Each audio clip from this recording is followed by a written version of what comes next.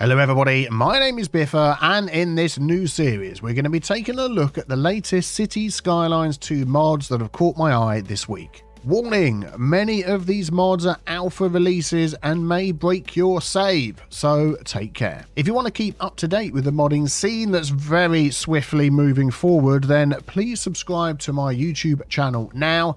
And if you love modding Cities Skylines 1 or 2, leave a comment with a heart below so I know.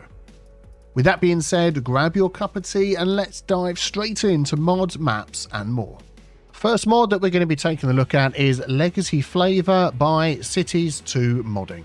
So the main reason I'm enjoying this mod is it takes away the white screen that you're normally met with like this when you're placing buildings or zoning. By hitting Alt-S, it will toggle the whiteness mode that pops up, and now it's much easier on the eyes and for zoning as well. I am loving this mod. There's also Shift-Z, which toggles through various colorblind modes, which may be helpful for you. And also, when drawing out roads, the U-length has now been added again to them, which is just fantastic. Next on the list is a brand new map, Kexford by Jacksrud. So if we go into new game, we'll see that this one is loaded up here. You can see all the information in the bottom right. Let's load it up and take a look. Described by its creator as a completely new map designed from the base of Windfjord over several hours, over several days. I really hope you like it, they say, and I love it. It's got loads of little islands, great road junctions and intersections, plenty of building space, and I just think it looks fantastic as well. Well done, excellent map.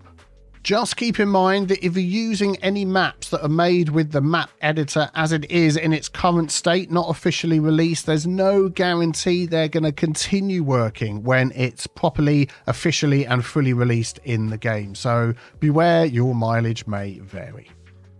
Next on the list, we have Only Adult Trees by Cities 2 Modding. So how does it work? Well, let's place down a couple of trees. Got a small birch tree next to this birch tree, a pine tree, a spruce tree, and an alder tree. Now, the mod author themselves says that you get instant adult trees. It bypasses the child and teen phase of tree growth. It extends adult lifespan. So lifespan that would have been spent in younger stages is now added to the tree's adult phase.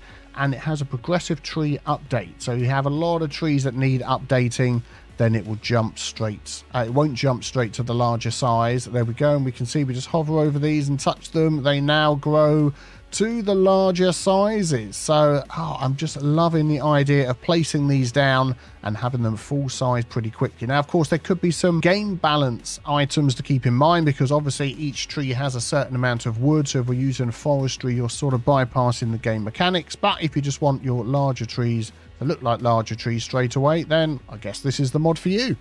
Talking of trees, the next mod on the list is Ducks in a Row by Cities 2 Modding. It's not to do with ducks, so don't worry about that. Have you ever had to painstakingly place all your trees in a row like this? I have. I did all these by hand. Well, no more. With Ducks in a Row, you can have a sort of prop line tool with placing your trees. Let's show you how this works. So normal placing, that's how it works. You can't get your trees where you want it. If we press left shift, you hear that noise, and then we select the start point and the end point, and it will fill it in. You can increase or decrease the gap by placing your first tree, then pressing your up and down arrow. Listen carefully. There we go, and it's stopped clicking now, so I'm as close as it can be, and we'll click there, and that is about as close as you can get at the moment. And then, of course, with the instant adult trees, it's not going to be very long until, there we go, they all grow up to full size. Fantastic. So not quite all the features that we expect from something like prop line tool, but I'm going to be using this mod so much. I love it. So thank you very much for releasing this one. Let's take a look at the next one. And the next mod is Extended Tooltip by Cities 2 Modding. Now, with this mod, you can just hover over a building without clicking on it, and you get a lot of information of what's going on in there. So we've got the address, we've got the level they're at with how much money they've got so far and what they need to get to the next level. How many households we have in there made up of residents or pets. We have the rent per month. We have the efficiency, how many employees in this case, because it's a mixed residential building, and then what they are selling. And this can really help you have a quick overview of what's going on in your city. Let's take this building here that has high rent warning. So we can see that this commercial is level 3 out of 5 and at the moment has minus 400 money in the bank, so cannot level up, and that will slowly chip away until it goes down to level 2, level 1, and then will become abandoned. So you can get a rough idea of what you might need to do to help them. Looking at some residential over here, again we can see the levels and we can see how much their rent is per month. And hovering over buildings like high schools, we also can see how many students they have.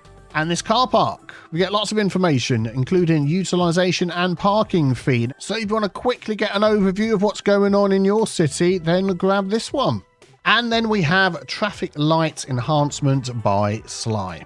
Now, you may have already seen my video that was dedicated just to this mod earlier on last week, but let's just take a very quick look at what it can do for you. So if we jump into our road services, and we're going to take this junction here, it's already got a traffic light on there, but if you add a traffic light, this box pops up here and you can change the way the traffic lights work. So you have the vanilla phase of lights, you have split phasing for 3-way junctions, and then for a 4-way junction like this you have these 4 options, along with the option to have protected right turns, exclusive pedestrian phase so they don't interfere like these ones probably were about to with the green lights, and then always green left turns. I like to put that one on.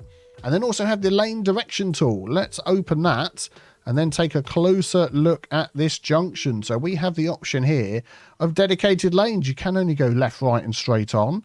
So let's set them up that way. Left, we'll set that one for ahead, and we'll set this one for right. And now we have dedicated lanes, and then you may wish to change up how you have your lanes here. We're going to have always green left turns, so you may wish to have a lane dedicated just to left turns. We'll have ahead and right there, and then we'll do the same on here. And there we go. With a few minor changes, your road junctions and traffic lights are never going to run as smooth as they have now. We're looking forward to more additions being added to this mod and all the other mods as time goes by. Most of the mods mentioned today are available on the Thunderstore mod manager. If you need help with that, there's a link below to my video showing how to use it.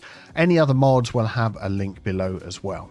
And if you wish to take part in the growing modding community that is springing up while we wait for the official Cities Skylines 2 modding support to be added to the game, then you can take a look at the 2 Discords that are running at the moment. That is Cities 2 modding and Cities Skylines modding. Again, a link for both of those will be in the description. Let me know how you've been getting on with these mods, and if there's any that you want me to mention next time, drop a comment below. Thanks for watching, see you next week, and safe modding.